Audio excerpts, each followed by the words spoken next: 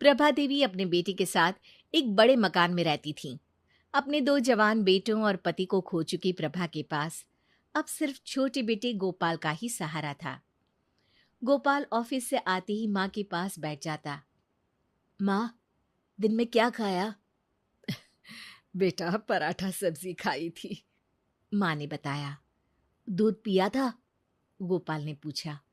अब भूल गई थी बेटा। माँ, ये बहुत गलत बात है। तुम्हारी सेहत गिर रही है और तुम दूध भी नहीं पीती हो। गोपाल नाराजगी व्यक्त करता। अरे, खाने के बाद नींद लग गई थी तो नहीं पी पाई।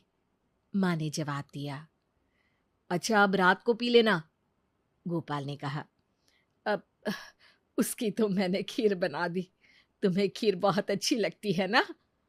माँ, तुम भी ना बहुत लापरवाही करती हो। च्यवनप्राश खाई थी? अरे, कल च्यवनप्राश खत्म हो गया था ना, इसलिए नहीं खा पाई बेटा। और तुमने कहा भी नहीं। अब कल लेते आना बेटा। ठीक है, कल लेता आऊंगा। ऐसे रोज गोपाल आता, माँ के पास बैठता और फिर खाना खाकर सो जाता।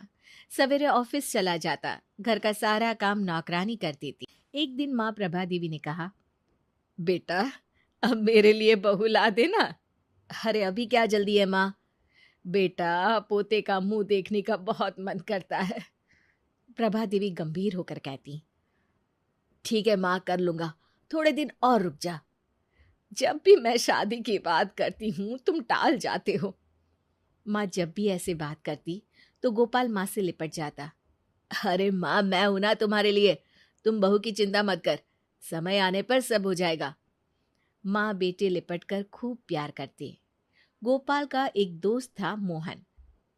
दोनों साथ साथ पढ़े थे और संयोग से नौकरी भी एक साथ एक ऑफिस में ही लगी। लंच के समय एक दिन मोहन ने गोपाल से पूछा, अरे यार, कभी तुम्हारे किसी रिश्तेदार को तुम्हारे यहाँ आते जाते नहीं देखा? पिताजी के मरने के बाद सारे रिश्तेदारों ने हम लोगों से नाता खत्म कर लिया, गोपाल ने बताया। क्यों? इस समय तकलीफ में रिश्तेदार ही तो काम आते हैं, मोहन ने आश्चर्य से कहा। लेकिन मेरे साथ ऐसा नहीं हुआ। यहाँ तक कि चाचा, जिन्हें पिताजी ने पढ़ाया लिखाया था, उन्होंने भी नाता तोड़ दिया। गोपाल थोड़ा गंभीर हो गया। चाचा जी को तो ऐसा नहीं करना चाहिए था, मोहन ने कहा। अरे चाचा को छोड़ो, बुआ ने भी आना जाना छोड़ दिया। सबको लगता था कि हम लोग उन पर बोझ बन जाएंगे। अब भी नहीं आते जाते क्या? मेरे बड़े होने और नौकरी लग जाने के बाद सभी ने रिश्ता फिर से बनाने की कोशिश की, लेकिन माँ ने मना कर दिया। जब मुसीबत में साथ नहीं थे तो अब क्या रिश्ता रखना? सही किया माँ ने। कुछ दिन बाद गोपाल ने मोहन से कहा, यार मोहन, तुम अकेले रहते हो एक कमरे में, हमारे यहाँ क्यों नहीं आ जाते? दोनों साथ रहेंगे। मोहन की बहुत ना नुकुर करने के बाद गोपाल ने मोहन को अपने घर में रहने के लिए राजी कर लिया और अब मोहन और गोपाल एक साथ रहने लगे। गोपाल की माँ को भी अच्छा लगने लगा। 3-4 महीने बाद एक दिन गोपाल ने माँ से कहा, माँ, मेरा 9 महीने के लिए चेन्नई ट्रांसफर हो गया है। अरे बेटा, तुम्हारे बिना मैं कैसे रह पाऊंगी? माँ, मोहन है और नौकरानी भी तो है, तुम्हें कोई तकलीफ नहीं होगी।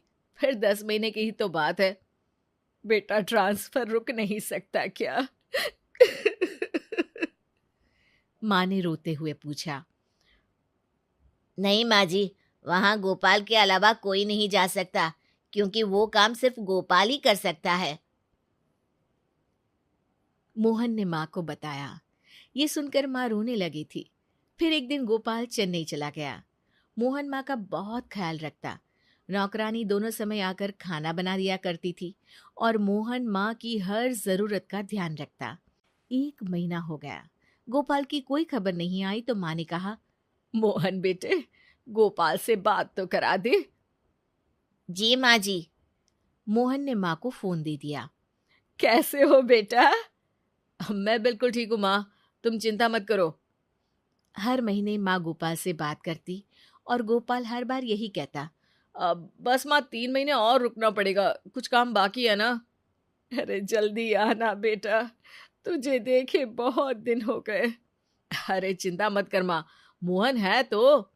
हाँ, मोहन तो मेरा बहुत ध्यान रखता है।